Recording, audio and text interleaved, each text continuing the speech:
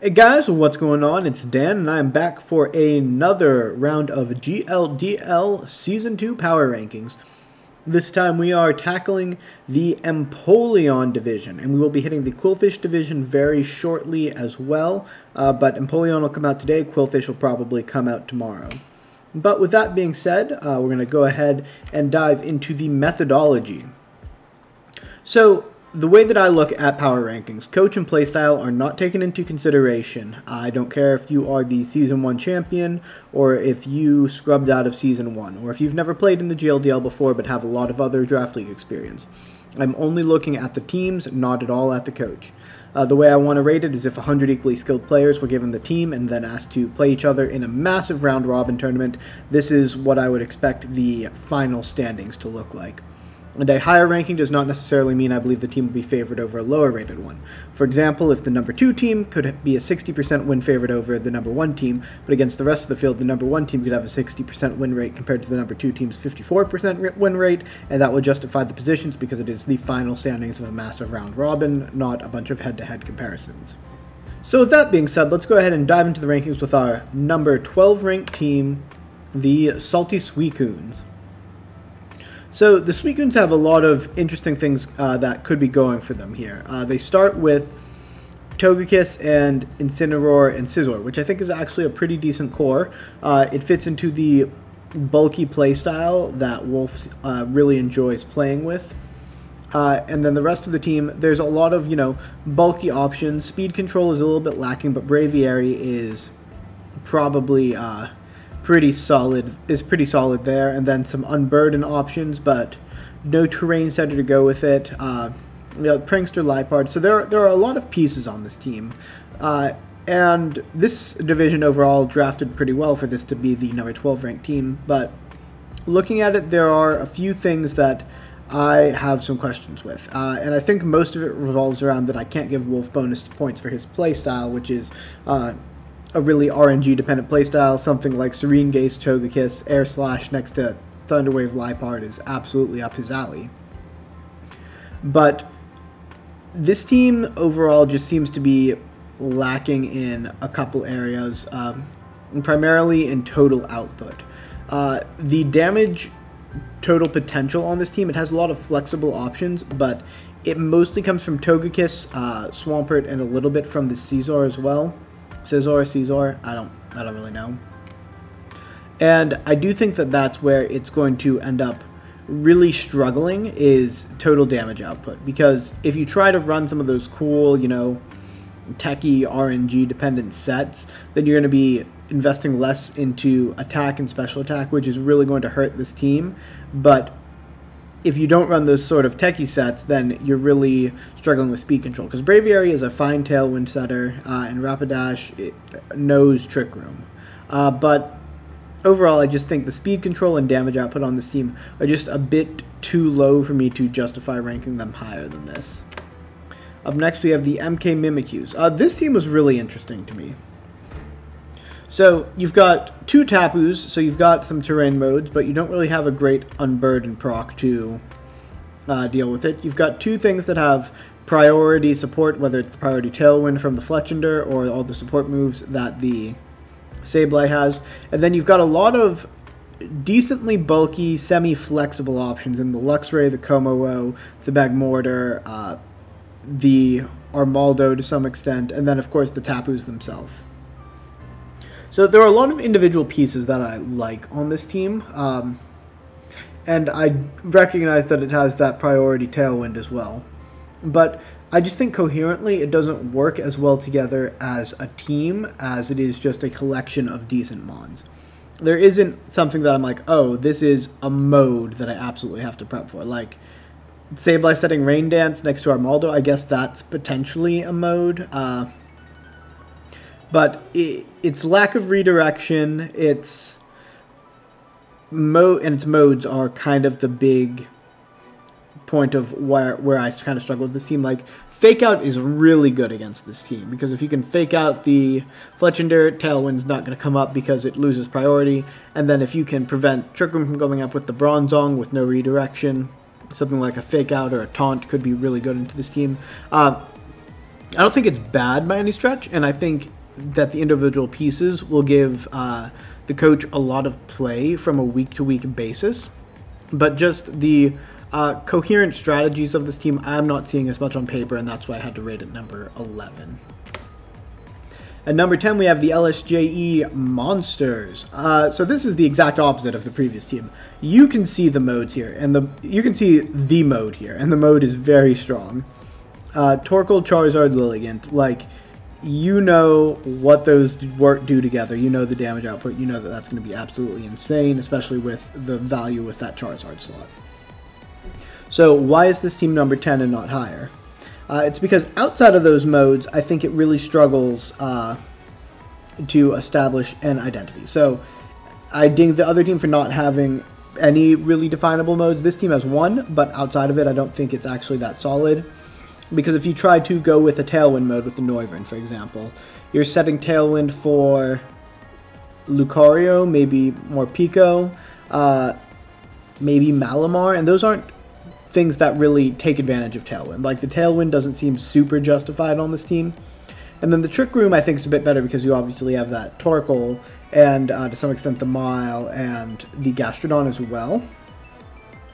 But again, I don't think the Trick Room mode by itself is all that threatening. So this team has the one really, really solid mode, but Weather, I think, is the mode that is going to be the most difficult to consistently execute as a main strategy because of how wide the dispersal of a move like Rain Dance is. That really sort of neuters a lot of what this team wants to do.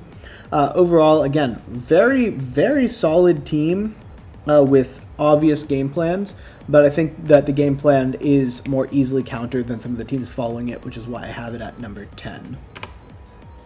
At number 9, we have the Chicago Kubfus. Initially looking at this team, I wanted to put it higher, then I realized GLDL isn't quite as good as I thought it was. It's still fast, it still hits really hard. Landorus is pretty fast, hits really hard. Lycanroc Dusk gets all sorts of calcs. And Alchemy, really underrated Mon in draft. So I really like a lot of what this team does. The weather mode here, low tier weather, I'm a fan of, but both the options there are quad weak to fire type, which I think is having your entire weather mode quad weak to a single attack in a max format, as I can attest with 2 quad weak fighting type weather modes last season, isn't necessarily going to be the most efficient thing for you to be doing. And then Bronzor and the Oranguru are going to have a lot of redundancy as well. So I like the way that this team can play Trick Room, and I like the way this team can play fast, but I'm worried that the Trick Room isn't quite strong enough on its own to be a primary option, and that there are going to be other teams that can play faster than this team. Like, this team can be fast, but if another team is faster than it, it's also very frail. So that's where some of my potential issues with this team are.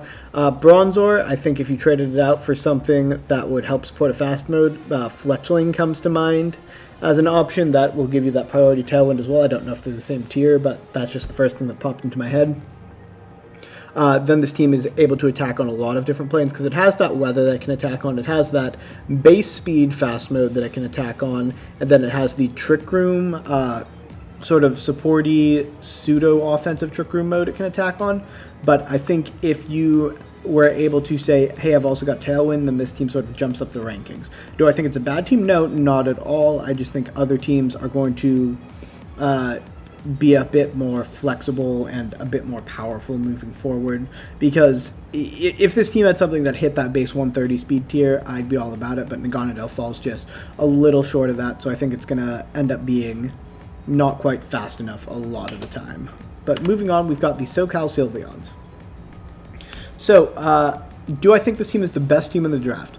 No, but I think it might be the most fun team to pilot in the draft. It's got a lot of fun Pokemon. That Thundurus, the Mudsdale, the Mesprit, the Obstagoon, Tyrantrum, Boltund. Like, there's just a lot. This team looks fun to play with, and I'm looking forward to see what Dina does with it. But with a critical eye, I'm a bit worried about the offenses on this team, especially the max offenses, because your best max options look like offensive Thundurus, and then you don't get to run the support set, is an obvious option. But if you want to run support Thundurus, then is it Tyrantrum? Is it Mudsdale? Like, Max Tyrantrum's gonna be played this season just because of the dearth of offensive max options on this team, and I think Tyrantrum's a little underwhelming. Same with Mudsdale. I think Mudsdale's actually really good, but it wants to be more in Trick Room and not with the sort of fast support options that this team has.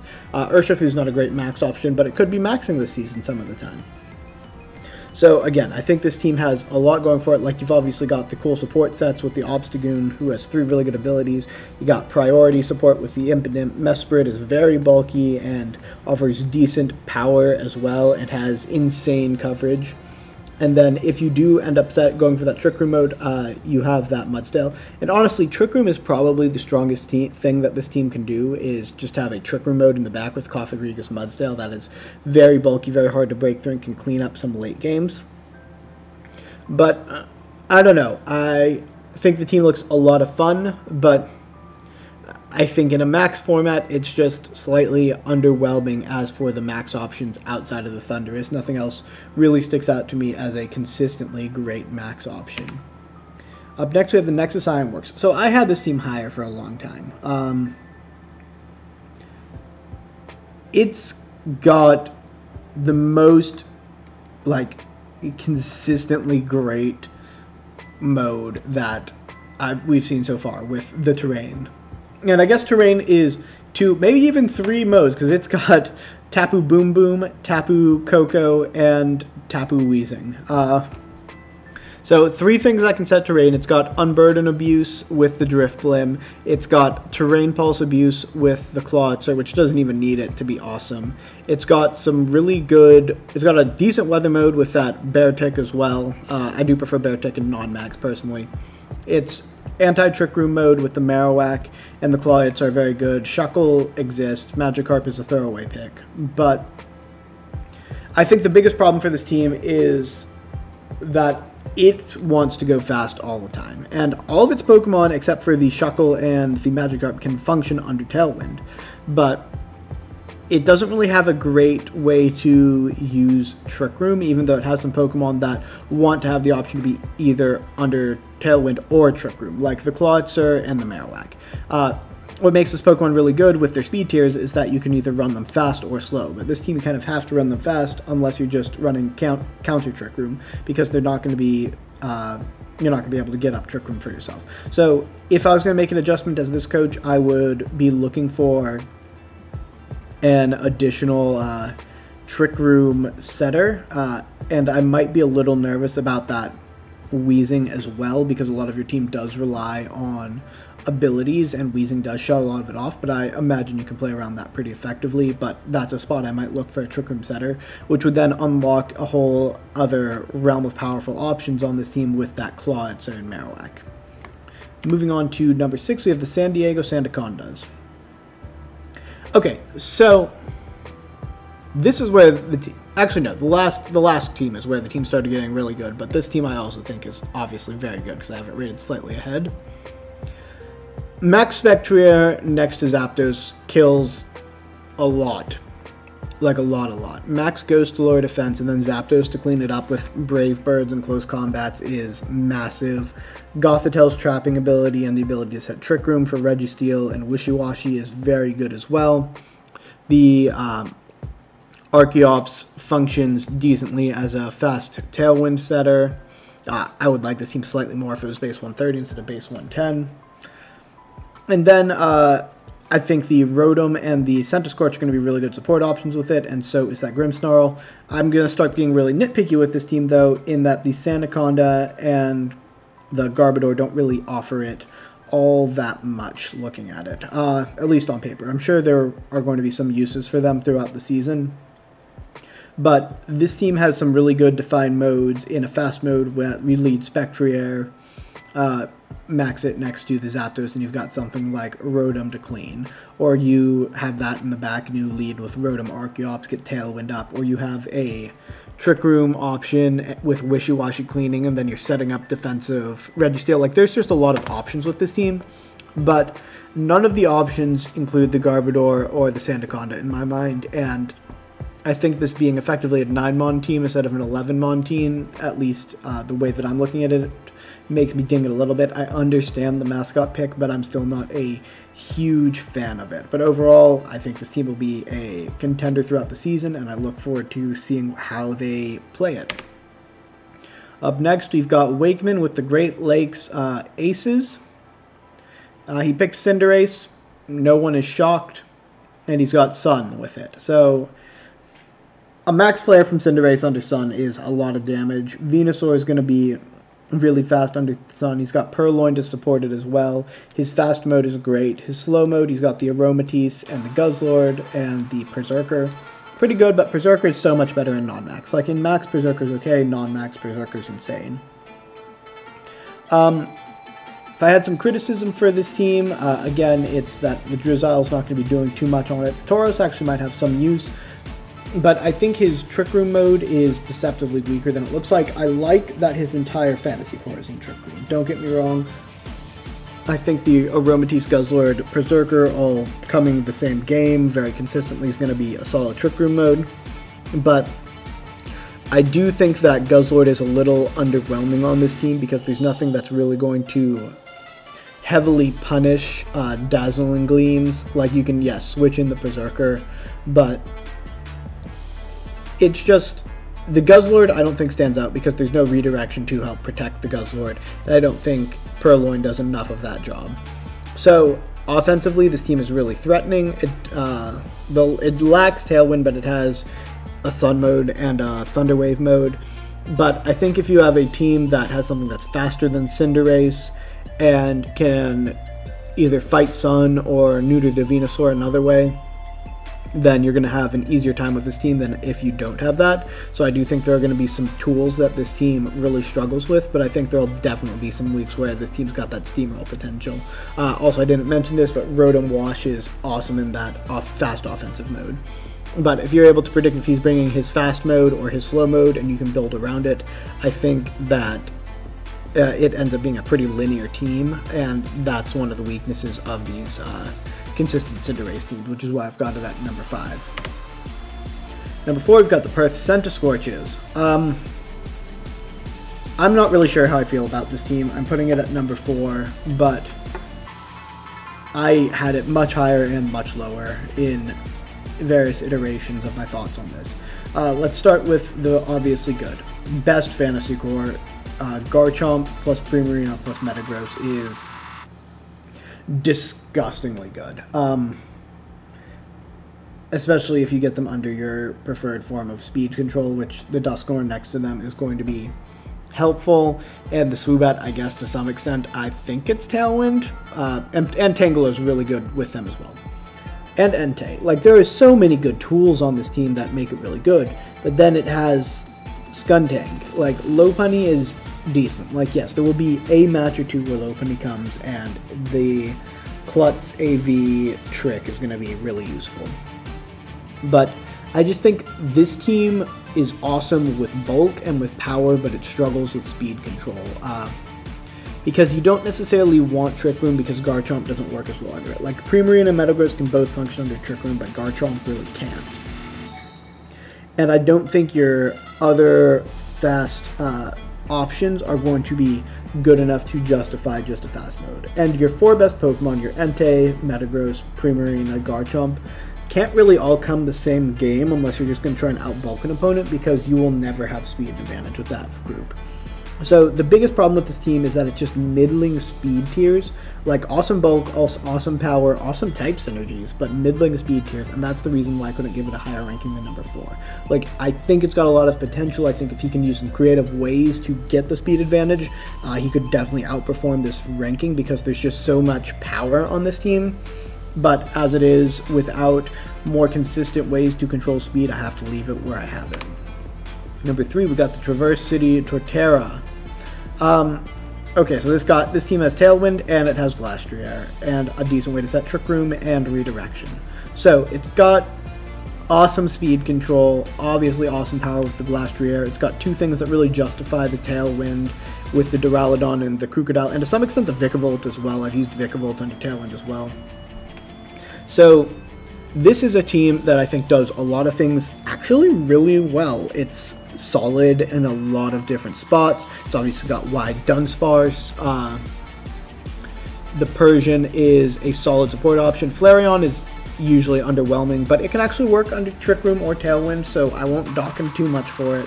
And then Togepi is going to do exactly the job that you want it to do. There's a bit of item pressure for that Focus Sash, with Beheeyem potentially wanting it, and Togepi definitely wanting it, and the Whimsicott wanting it as well. And then there's a bit of role redundancy with the Beheeyem and the Jellicent. Jellicent and Beheeyem do slightly different things as Trick Room setters, I understand, but it's a little bit of a redundant role as well. And those are sort of my biggest complaints about the team, which aren't that big. But I will say that if they are able to stop Tailwind from going up with that Whimsicott, and you're trying to go with the fast mode, this team's going to struggle. Like, this team needs to threaten the slow mode every game, because if someone else can beat you in terms of speed control, like fake out Whimsicott and KO it, or start getting Airstreams up, and you'll get your Tailwind of their own, your fast mode is not going to compete with a lot of other fast modes. So that's probably the biggest thing that I dig this team on. So it's very versatile, it's got a lot of good speed control, but the slow mode's great, the fast mode is only good, and that's why I've got it at number 3. Number 2, we've got the Miami Flare. So Hunter drafted Matt's team from MDL Season 3. And he added Tapu Lele and Thievul on top of it. So it's, yeah, this is a good team. We know it's a good team. It doesn't have Regidrago, unfortunately, or any Dragon type, and that's the biggest knock on this team, is that it didn't quite finish out that last massive core. But it's a Celesteela team with Raichu and a Rain mode and Terrain Thievul. Like, if he just brings Lele, Thievul, Raichu, Celesteela, Ludicolo, Pelipper most weeks, it's going to be tough to beat most weeks. And then the other options, especially Sock and Stoutland, will really support it for individual matchups. But this is a team that's got a really, really solid core of 6. You know that those 6 are probably each have a pretty good chance of coming, and they're going to do what they want to do a lot of the time. Like, there's not too much to say about this team. Do I think it's ever going to be wanting to set Trick Room with Duosion setting for Sudowoodo as a main mode? No. I think there's some things on this team that just aren't going to come as much, because if I tell you you have the option between using Sudowoodo offensively and using Tapu Lele, Celesteela, and Ludicolo offensively, that's a pretty obvious decision. So I think there's a bit of dead space on this team, and that's what keeps it out of the top spot. But I do think that, man, that core 6 might be the best core 6 in this division. But moving on to number 1, we've got Rolo and the Masked Magikarp. So let's start with the obvious strengths of this team: Clefable, Cobalion, Dragapult, and Meowstic. And I guess Aerodactyl on top of that, and Vileplume, Helio. Man, there's just so many busted things this team can do.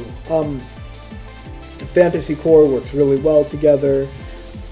Dragapult has the full range of its potential sets that could come any week. It could be a fully support or a fully offensive Dragapult, and we'll never know till the week of. Aerodactyl works as a good secondary fast max option or tailwind setter. And then Meowstic can set Sun, and you've got, like, surprise weather on this team as well. They can fight other weather modes, because a weather setter switching in loses to a priority Meowstic setting weather. So there's just so much it can do. It's got so much power and potential and a lot of flexibility. Its weakness is that its Trick Room mode isn't great. It's going to have to try and outbolt Trick Room. And he'll have the ability to do it, but it'll be the toughest thing that this team has to try and do this season.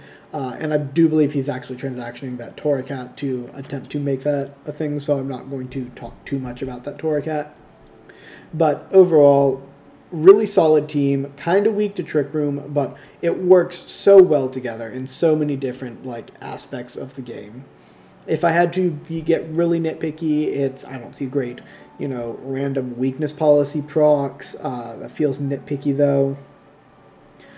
Meowstic just works so well with the rest of this team that it just seems like easy number 1. Like, this team just has every Pokemon you could see coming any given week. But even if you didn't, just his 7 best are going to be really tough to prep for any given week. So that's why I've got them at number 1. So final standings, we've got the Mass Magikarp, the Miami Flare, the Torterras, the Perth Centiskorch, the Great Lakes Aces, the San Diego Sandacondas, Nexus Ironworks, SoCal Sylveons, Chicago Kubfus, LSJE Monsters, MK Mimikiyus, and Salty Suicunes. So like I said, these are not predictive in any way, shape, or form. It's just sort of a fun exercise to look at the team and try to put them on in some kind of order to some extent. But I really enjoy doing these kind of power rankings. If you think I really screwed up talking about your team, let me know in the comment section below. And if you enjoy this type of content, don't forget to like, comment, and subscribe. And until next time, I will see you guys later. Bye.